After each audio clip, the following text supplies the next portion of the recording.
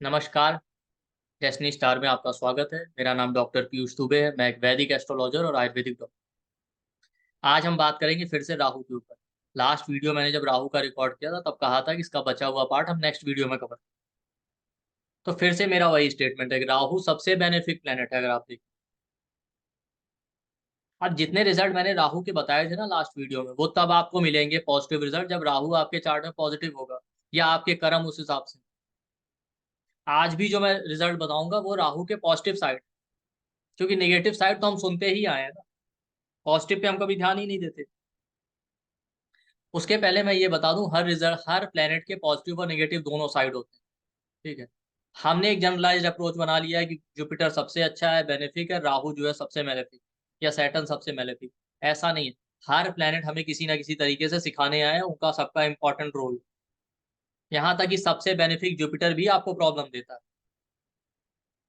इस पे भी हम कभी बात करेंगे, पहले भी एक वीडियो में बना चुका हूँ, हमारे चैनल पे अवेलेबल है, आप लोग उसको देख सकते हैं। उसी तरीके से राहु शनि देव, राहु देव केतु देव वो भी हैं, उनके भी पॉजिटिव और निगेटिव साइड। ये डिपेंड करता है कि आपके चार्ट में वो कैसा रोल प्ले कर रहे हैं और आपके कर्म। अब देखिए, हम अक्सर कहते हैं शनि देव हमें परेशान करते हैं, परेशान करते हैं, साढ़े साथी आ गए, ये आ गए। जबकि सच बात तो ये है कि साढ़े साथी, शनि देव, राहु देव, ये तो देवताओं को भी परेशान करते थे। आप बहुत से देवताओं को देखिए, उनके उनके ऊपर भी शनि का प्रकोप आया। तो जब देवता इनसे नहीं बचे, इनके निगेटिव प्रभावों से, तो हम मनुष्य कैसे बच सकते।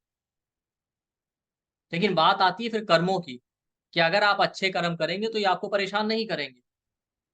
पहले लोगों की प्रॉब्लम कम इसलिए होती थी, सोसाइटी है इन जनरल, जो लोग हैं उनके कर्म अच्छे होते थे, वो सही मार्ग फॉलो करते थे। हमें आज के टाइम प्रॉब्लम इसलिए हो रही है कि हम सही मार्ग नहीं फॉलो करते, हमारे कर्मों में समस्या है। तो इससे पता चलता है कि ये ग्रह केवल हमें नहीं, देवताओं को भी परेशान। ठीक। तो आज मैं बात करता हूँ, कुछ लोगों ने कमेंट में भी कहा था ये तो आप राहु की बात कर रहे हैं, इनका नाम स्वर भानु था, ये वो। देखिए, वो मुझे पता है। मैं अगर स्टोरी लेकर आया हूँ तो ऑब्वियस सी बात है, कुछ ना कुछ सोच के ही लाया हूँ। तो इनका नाम स्वर भानु है, ये मैंने जानबूझ के लास्ट पार्ट में डिस्कस नहीं किया था, डेलिबरेटली इसको रखा हुआ था। क्यों? क्योंकि मैं यहाँ पे कथा भागवत करने तो आया नहीं। मेरा काम है आध्यात्मिकता से जोड़ के एस्ट्रोलॉजी को प्रेजेंट करना। मैं ये बताना चाहता हूँ कि ग्रहों को आप कैसे समझ सकते हैं। अगर केवल ये आध्यात्मिक चैनल होता तो मैं केवल उनकी स्टोरी सुनाता, बट मैं उस स्टोरी को तोड़ तोड़ के आपको बता रहा हूँ ग्रहों से जुड़ के। केवल कहानी नहीं सुनानी, कहानी को इस तरीके से प्रेजेंट करना है कि आप उससे कुछ सीख पाए, ज्योतिष का भी और अपने जीवन का भी। तो राहु केतु, ये पहले स्वर भानु। अब यहां से आप समझिए, स्वर भानु, इसका अगर आप विच्छेद करें तो दो शब्दों से मिलके बना, स्वर और भानु।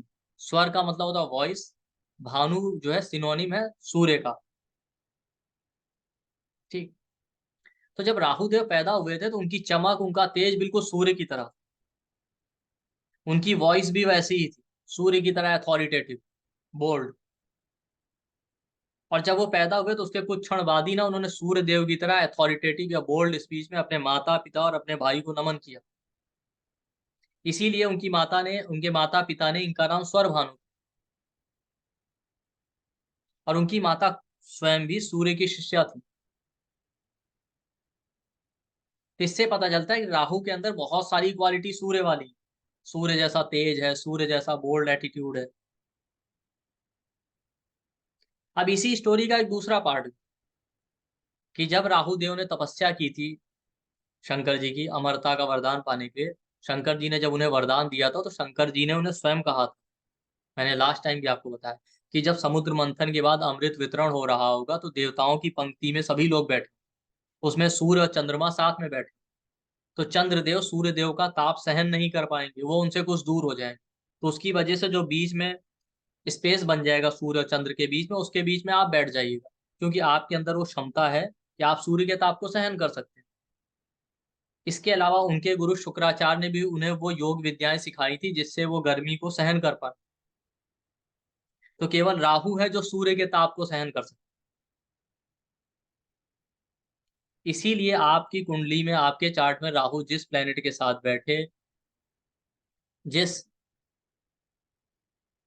ग्रह के साथ बैठे, जिस हाउस में बैठे, जिस राशि में बैठे, वहां पे देखिए कुछ भी इनजस्टिस हो रहा होगा ना, तो आप ही केवल अपने बॉस अथॉरिटेटिव लोगों को वहां पे आप ही चैलेंज कर पाओ। 10th house Rahu, Capricorn Rahu वाला, ऑफिस में कुछ भी गलत हो रहा होगा, अपने बॉस को, अपने हाई अथॉरिटी वाले लोगों को चैलेंज कर सकता है। यही रीजन है कि राहु सूर्य को ग्रहण लगा देता है, और कुछ नहीं। 2nd हाउस राहु बैठे, फैमिली में कुछ गड़बड़ हो रहा होगा, आप ही फैमिली में चैलेंज कर सकते हैं, और किसी में इतना कैपेसिटी। 7th हाउस राहु है, पब्लिक डीलिंग में कुछ भी गड़बड़ हो रहा होगा, केवल आप चैलेंज कर सकते हैं। लगन राहु वाले का हैबिट है, कहीं भी इनजस्टिस होगा तो वो स्टेप लेगा, इनिशिएटिव लेगा। 9th house Rahu, 9th Lord के साथ राहु, जुपिटर के साथ राहु, अगर ऐसे लोग अपने गुरु को चैलेंज कर, भाई ऐसा तो है नहीं गुरु है तो बिल्कुल सही होंगे, खासकर आजकल कलयुग। भाई गुरु ज्ञान नहीं दे रहे हैं, गुरु भी कुछ गड़बड़ कर रहे हैं, तो ये हैं जो गुरु पे क्वेश्चन उठा सकते। लेकिन अब बात यहीं पे आती, अगर आप सही तरीके से उठाएंगे, अगर आप निगेटिव वे में जाके केवल क्रिटिसाइज कर रहे हैं, गलत तरीके से उंगलियां उठा रहे हैं, तो लोग आपके ऊपर भी उंगली उठाएं। तो राहु वाले हाउस में, जिस हाउस में राहु बैठा, जिस प्लेनेट के साथ बैठा है, जिस राशि में बैठा, वहां पे कुछ इनजस्टिस होगा तो अथॉरिटेटिव लोगों को आप ही चैलेंज कर सकते, पर सही तरीके से कीजिए, वरना इसके निगेटिव रिजल्ट भी मिलेंगे। जुपिटर राहु है, आप बार बार गुरु के ऊपर ब्लेम लगा रहे हैं। नहीं, ऐसा नहीं।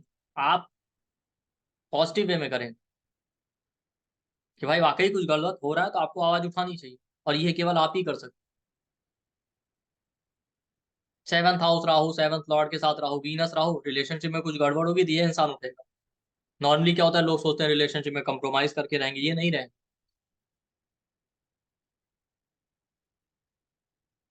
लेकिन अब इसका एक और साइड, कि एकदम से हम चैलेंज नहीं करते अथॉरिटी। जिस भी हाउस में राहु बैठता है वहां पे, या जिस प्लेनेट के साथ बैठे, पहले वहां बहुत डिवोटेड होते हैं, एक्सट्रीमली डिवोटेड होते हैं, लेकिन फिर भी डिवोटेड होते हुए भी जब हमें धोखा मिलता है, चीटिंग मिलता है, तो हम ही ऐसे हैं जो उठ खड़े होते हैं और इनिशिएटिव लेते हैं। वीनस राहु वाला रिलेशनशिप में बहुत डिवोटेड होता है, लेकिन जब लोग उसको बार बार चीट करते हैं तब वो डिप्लोमेटिक होता है। जुपिटर राहु वालों को गुरु धोखा देते हैं, गुरु उनको ज्ञान ही नहीं देते, या उनको जल्दी ज्ञान देते ही नहीं है लोग। जब बार बार उन्हें, वो डिवोटेड होते हैं गुरु को लेके, लेकिन नहीं मिलेगा तब वो इनिशिएटिव लेंगे, कहीं से भी मुझे इसे गेन करना है, कितनी भी मेहनत है। क्यों? क्योंकि राहु हमेशा अपने गुरु के साथ रहे और बहुत डिवोटेड थे, उन्होंने कभी गुरु को छोड़ा ही नहीं। इससे आप देखिए कि जिस हाउस में राहु बैठे वहां बहुत डिवोटेड होते हैं। 2nd house Rahu, 2nd Lord के साथ राहु, फैमिली के लिए जान छिड़क देंगे। बट जब देख लेंगे बार बार बार बार कि फैमिली साथ नहीं दे रही, तब ये डिप्लोमेट। तो आप जिस हाउस में राहु हो, जिस प्लेनेट के साथ हो, वहां आपके अंदर कैपेसिटी है अथॉरिटी को चैलेंज करने की, अगर कुछ इनजस्टिस हो रहा है। लेकिन आप तभी करते हैं, पहले आप डिवोटेड होते हैं, ये बात फैक्ट है। जब बार बार बार बार टॉलरेट करने पे भी ऐसा होता रहता है इनजस्टिस, तभी आप चैलेंज। तो जिस हाउस में राहु बैठे आप बहुत डिवोटेड होते हैं, लेकिन आपके साथ फिर भी धोखा होता है। और जब बार बार धोखा होता है तभी आप इनिशिएटिव लेके अथॉरिटेटिव फिगर को चैलेंज करते हैं। ये प्रिडिक्शन। अब और देखिए, राहु वाले हाउस में बहुत इनोसेंट, हमें पता ही नहीं होता, वो एरिया में एक्सप्लोर करने आए। क्योंकि स्वर भानु को कुछ पता ही नहीं था। अब इसमें केतु का भी जिक्र आएगा, वो भी मैं बताऊं। स्वर भानु को कुछ पता ही नहीं था, वो तो बस अपने गुरु जो आज्ञा दे देते थे ब्लाइंडली उसको फॉलो। तो राहु जिस हाउस में बैठता वहां पे आप ब्लाइंड फेथ रखो, इसीलिए आपके साथ होता है। वीनस राहु रिलेशनशिप में ब्लाइंडली ट्रस्ट कर। जुपिटर राहु गुरु पे ब्लाइंड फेथ, अरे गुरु ने कहा। 2nd हाउस राहु फैमिली पे blind faith. Moon Rahu 4th house Rahu mother पे अंधविश्वास, अंधा विश्वास, पूरा devoted. 6th house Rahu job में आप पूरा ब्लाइंड फेथ है, पूरी तरीके से अपना काम कर रहे हैं, कोई कुछ भी कह रहा है आप सब करें। 8th हाउस राहु इन लॉस पे ब्लाइंड फेथ।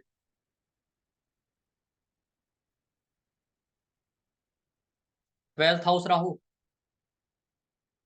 आप देखिए, फॉरेनर पे। 12th हाउस आपकी ग्रैंड मदर का हो, लिविंग नॉन लिविंग दोनों सिग्निफिकेंट, अब वहां पे आप ब्लाइंड फेथ करें। 10th house Rahu work place पे आप लोगों पे ट्रस्ट करें। 9th हाउस है बॉस है गुरु पे, आप ब्लाइंड फेथ करते हैं फिर भी आपके साथ धोखा होता है। तो उसका रेमेडी है डिप्लोमेटिक होइए। डिप्लोमेटिक होने का मतलब ये नहीं होता कि आप दूसरे का नुकसान। अपने अधिकारों की बात करना कभी भी गलत नहीं। हमारे यहाँ कहा गया अहिंसा परम। लेकिन समय आने पे जब आपको अपने अधिकारियों की बात करनी पड़े, इनजस्टिस हो रहा हो, तो आपको युद्ध करना पड़ता है। तो जहां पे राहु वहां डिप्लोमेटिक होइए, दूसरे का नुकसान मत कीजिए, बट अपने अधिकारों के लिए लड़ो। यही आपके सक्सेस का मूल मंत्र है। अदरवाइज आपके साथ बार बार धोखा होता रहेगा अगर आप ब्लाइंड फेथ कर। क्योंकि राहु का, राहु स्वर भानु का हैबिट था, वो डिवोटेड थे पूरी तरीके से।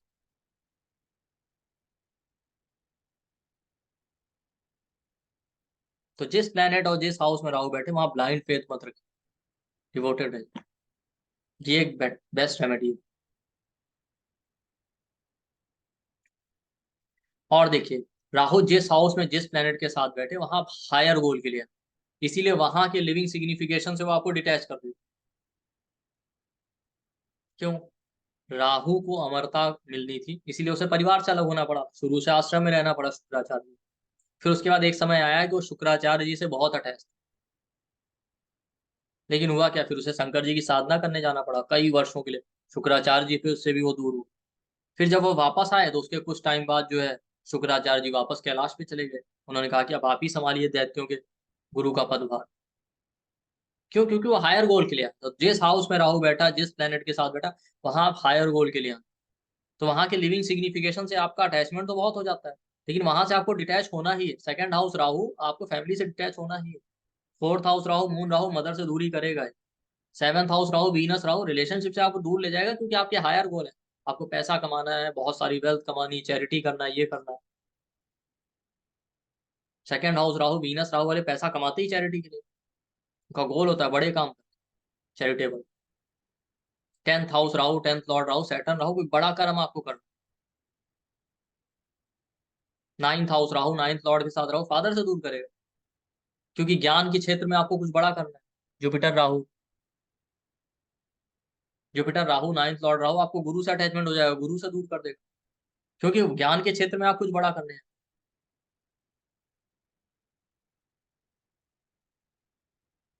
इसी तरह से जिस हाउस में राहु, थर्ड हाउस में बैठे कुछ ऐसा नया इनिशिएटिव, कुछ ऐसा नया करने आया। एट्थ हाउस में राहु बैठे कोई नई रिसर्च करने आए। तो जिस हाउस में राहु बैठे, जिस प्लेनेट के साथ बैठे, उस लिविंग सिग्निफिकेशन से आपको दूर कर देगा, क्योंकि उस क्षेत्र में आप कुछ हायर गोल अचीव कर, संसार के लिए कुछ करने हैं। क्योंकि राहु केतु को ये वरदान दिया गया था कि आप अमर हो जाएंगे, उसके बाद आप नौ ग्रहों में स्थापित हों।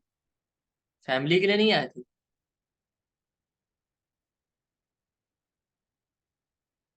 ये याद रखिए। ठीक। इसके अलावा देखिए, जब आप और स्टोरी पढ़ेंगे ना, स्वर भानु, तो आपको ये सारे पॉजिटिव रिजल्ट मिलेंगे, तो आपको कर्म भी वैसे ही करने। अब लास्ट टाइम मैंने फेम की बात की कि राहु जिस हाउस में बैठे वहां पे आप डेस्टिन्ड है फेम पाने। लेकिन स्टोरी का दूसरा साइड क्या, कि स्वर भानु का जब जन्म हुआ था ना, तो नारद जी ने कहा था कि ये बालक दैत्य कुल में पैदा हुआ, इसमें सामर्थ है अमर। उन्होंने ये नहीं कहा था कि अमरता आपको ऐसे ही मिल जाएगी बैठे। फिर उन्होंने कहा था अगर इसका सही मार्गदर्शन किया जाए तो आप इसे मुझे सौंप दीजिए उनके माता पिता से। तो मैं इसे गुरु शुक्राचार्य के पास ले जाऊंगा, उनके मार्गदर्शन में उसे अमरता मिली। फिर वो जब गुरु शुक्राचार्य जी के आश्रम में गए तो बहुत वर्षों तक रह के ज्ञान साधना सब किया। जब ज्ञान अर्जित कर लिया तब शुक्राचार्य जी ने उन्हें भेजा शिव जी की तपस्या के लिए। फिर उन्हें कई वर्षों तक कठोर तपस्या, कई वर्षों तक नहीं, कई युगों तक, इतने वर्ष बीत चुके थे कि जब वो तपस्या से वापस आए तो उनकी जो अर्धांगिनी थी वो भी इस संसार में नहीं थी, उनकी पुत्री भी इस संसार से जा चुकी थी, पुत्री के भी बच्चे जो थे वो भी जा चुके थे। इतना समय बीत चुका, उन्हें कुछ याद ही नहीं था। जब लौट के आए वो पूछते हैं तब लोग उन्हें बताते हैं कि आपको तो बहुत वर्ष हो चुके हैं, वो तो कितनी पुरानी बात होगी। तो राहु जिस हाउस में बैठे वहां डेस्टिन्ड है आप फेम के लिए, सक्सेस के लिए। बट आपको मेहनत करनी पड़ेगी, जैसे राहु को कठोर तप करना। सेकंड हाउस राहु है, पैसे के लिए इनिशियली आपसे मेहनत करवाएगा। वीनस राहु, आप पैसा पाएंगे, ये डेफिनेट है, लेकिन पहले इनिशियली आपको बहुत स्ट्रगल और हार्ड वर्क दे। Tenth house Rahu, Saturn Rahu, career में आप हाई लेवल पे जाएंगे, बट पहले आपको इनिशियली बहुत स्ट्रगल करवाया। Ninth house Rahu, ninth Lord के साथ राहु, जुपिटर के साथ राहु, ज्ञान तो आपको मिलना ही मिलना है, लेकिन उसके लिए पहले आपको बहुत भटकाएगा, बहुत स्ट्रगल करवाएगा। ये लोग बेचारे बहुत भटकते हैं नॉलेज। जल्दी टीचर के पास जाएंगे, टीचर को सिखा नहीं रहे हैं, ये कर रहे हैं वो कर रहे हैं, ज्ञान नहीं मिलता। लेकिन आपको स्ट्रगल करवाएगा पर मिलेगा। 7th house Rahu, 7th Lord Rahu public fame आपको देगा, लेकिन पहले आपको भगाएगा।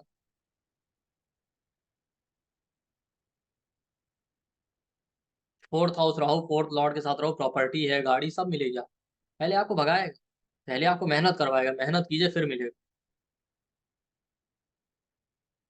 तो जिस हाउस में राहु बैठे वो मिलेगा आपको उस क्षेत्र में।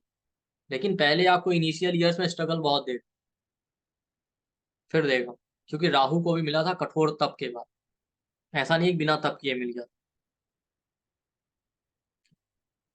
अब आप देखिए, राहु शुक्राचार्य जी के बहुत बड़े भक्त थे, ठीक है। जब उन्होंने अमृत पान भी कर लिया था ना, तो अमृत पान के पश्चात भी अगर वो चाहते विष्णु जी तो ये अमर नहीं हो सकते, क्योंकि उन्होंने जो है इनकी गर्दन काट दी थी सुदर्शन चक्र से। बट अगर विष्णु जी चाहते तो सुदर्शन चक्र में अग्नि बाण होता, वो इनसे इनके विष को सुखा, सॉरी, अमृत को सुखा सकते थे, पर उन्होंने ऐसा नहीं किया, क्योंकि विष्णु जी स्वयं चाहते थे कि अमर हो जाए और 9 ग्रहों में स्थापित। अब विष्णु जी को यह बात पता थी कि शंकर जी ने इनको वरदान दिया। बट उसके पहले का स्टोरी ये है कि राजा बलि ने रासु यज्ञ किए थे 100, कि रासु यज्ञ अगर 100 संपन्न हो गए तो तीनों लोकों में अजय हो जाएंगे। पर देवताओं को लगा अगर ये अजय हो गए तो दैत्यों का शासन हमेशा के लिए स्वर्ग पे हो जाएगा। तो उन्होंने भगवान विष्णु से प्रार्थना की, तो भगवान विष्णु ने उन्हें आशीर्वाद दिया कि नहीं, मैं आपको आपका स्वर्ग दिला के रहूं। दूसरा, सृष्टि चलती भी ऐसे, तो भगवान विष्णु को ये करना ही था भाई, ईश्वर थे, उन्हें तो नियम का पालन करते हुए सृष्टि का संचालन भी करना है। तो ये नहीं चाहते थे कि दैत्यों के हाथ में चले जाए, क्योंकि राजा बलि के बाद और भी तो दैत्य आने वाले थे, हमेशा राजा बलि तो रहते। तो उन्होंने वामन अवतार में जाके राजा बलि से मांग लिया था। तो वामन अवतार में जब वो गए थे वहां मांगने, तो जो रासु यज्ञ हो रहा था उसके पुरोहित जो है स्वरभानु ही थे, वही यज्ञ करवा रहे, और 99 यज्ञ कंप्लीट हो गए थे। 100 यज्ञ भी पूरा हो गया था, सब कुछ हो गया था। तो उससे राजा बलि को आशीर्वाद तो मिल गया था, बट अजय होने से पहले ही आकाशवाणी हो गई और वामन अवतार में वो आए और उन्होंने सब कुछ मांग लिया। पर 100 यज्ञ इनके कंप्लीट हो गए थे। लेकिन इस बात से भगवान विष्णु को बहुत दुख हुआ, क्योंकि राजा बलि उनके अनन्य भक्त थे। तो उनको बहुत गिल्ट फील हुआ, तो उन्होंने राजा बलि से कहा आप पाताल लोक में जाके शासन कीजिए। और इस गिल्ट फील की वजह से भगवान विष्णु स्वयं उनके अंगरक्षक के रूप में वहां गए। और राजा बलि को यह बात पता ही नहीं थी कि उनके जो अंगरक्षक है वो भगवान विष्णु, पर स्वरभानु को ये बात पता थी। स्वरभानु ने उन्हें पहचान लिया, पर भगवान विष्णु ने उनको रोक दिया। तो स्वरभानु ने कुछ नहीं कहा, और स्वरभानु ने उनकी स्तुति की और खूब साधना की जब तक भगवान विष्णु वहां पे रहे। एक लंबी स्टोरी। तो भगवान विष्णु की भी उन्होंने बहुत साधना की थी, तो वो शिव जी के साथ साथ भगवान विष्णु के भी भक्त। तो भगवान विष्णु उनकी भक्ति से बहुत प्रसन्न थे। तो बाद में जब भगवान विष्णु वहां से वापस चले आए अपने वैकुंठ धाम, और जब समुद्र मंथन हुआ, तो उन्होंने अमृत तो दे दिया, लेकिन वही है कि उन्होंने देवताओं से पहले ही वो कह चुके थे कि अमृत केवल देवताओं को मिलेगा, ठीक है। तो उनको इसका भी ध्यान रखना था, इसीलिए उन्होंने स्वरभानु का गला काट दिया, पर उसका अमृत नहीं सुखाया, क्योंकि वो उनके भक्त थे स्वरभानु, वो ऐसा नहीं कर सकते थे। और स्वयं भगवान शिव जी ने उन्हें वरदान दिया था। पर उनको इतना दुख हुआ कि उन्होंने तुरंत ही, ये बात स्वरभानु ने स्वयं कही, आप जाके पढ़ेंगे शास्त्र, कि भगवान विष्णु को मुझसे इतना प्रेम था कि तुरंत वो मेरे पास दौड़ कर आए, और उन्होंने शिव जी का आवाहन किया और ये कहा कि अपने प्रिय नागराज का सर जो है स्वर भानु के धड़ पे लगा दें, और उसका जो धड़ है उसके सिर पे लगा दें।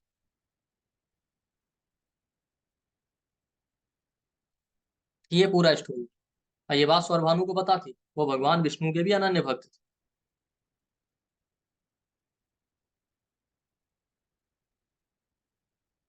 तो जहां कहीं भी आप देखिए,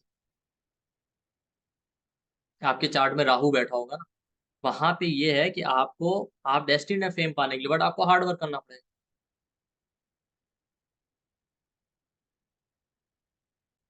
और ये अमृत भी मिला कैसे? शुक्राचार्य जी के मार्गदर्शन से। आप देखिए, इसीलिए जहां पे राहु बैठा होता उसका रेमेडी आपको वीनस से ही मिल सकता है, वहां पे वीनस वाली क्वालिटी है। आप वीनस के भी पॉजिटिव और नेगेटिव दो साइड, लग्जरी, भोग विलास, कंफर्ट, हम उस तरफ चले जाते हैं, इसीलिए राहु देव में नेगेटिव फल देते हैं। पॉजिटिव साइड क्या है? वीनस, शुक्राचार्य बहुत इंटेलिजेंट और एनालिटिकल थे। जुपिटर और वीनस में यही डिफरेंस है, वीनस स्ट्रांग हो इंसान प्रैक्टिकल नॉलेज, फिलोसफिकल नॉलेज होने के साथ साथ प्रैक्टिकल और एनालिटिकल ज्ञान भी। जुपिटर वालों के पास फिलोसफिकल नॉलेज ज्यादा हो।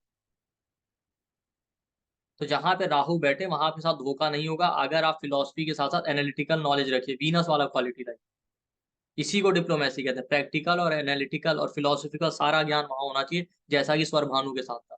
तब आप जीवन में सफल हो सकते हैं। तो ये क्वालिटी वीनस की है, शुक्राचार्य की। शुक्राचार्य उनके गुरु थे, तो आपको भी ये क्वालिटी अडेप्ट करनी पड़ेगी वीनस, सॉरी, राहु वाले हाउस में। वीनस राहु रिलेशनशिप में प्रैक्टिकल अप्रोच रखिए, ब्लाइंड फेथ नहीं। 10th house Rahu, 10th Lord Rahu Saturn के साथ राहु, प्रैक्टिकल अप्रोच लेके चलिए, कैरियर में कभी डाउनफॉल नहीं। आप ब्लाइंड फेथ कर लेते हैं, 9th house Rahu, 9th Lord के साथ राहु, बॉस पे कभी ब्लाइंड फेथ मत कीजिए, प्रैक्टिकल अप्रोच लेके चलिए। भाई आप चैरिटी थोड़ी कर रहे हैं वर्क पे से, आप बॉस के लिए काम करेंगे, उससे बॉस को कुछ फायदा हो रहा है, आपका भी फायदा, दोनों का फायदा। Second house Rahu, second Lord के साथ रहो, प्रैक्टिकल अप्रोच लेके चलिए ना फैमिली, ब्लाइंड फेथ मत कीजिए। तो राहु जहां बैठा वहां पे रेमेडी ही वीनस ही कर सकता है। वीनस के जो पॉजिटिव साइड है, एनालिटिकल, प्रैक्टिकल और नॉलेज, ये लेके चलिए, ना कि ब्लाइंड फेथ, मोह माया लग्जरी में नहीं। तो ये उसका दूसरा पार्ट था। जिन्होंने नहीं देखा है वीडियो, पहला पार्ट भी जरूर देखें, ठीक है, और इसको अप्लाई करें। ये राहु के पॉजिटिव ट्रेड। और आई होप आपको ये वीडियो पसंद आया होगा। Thank you.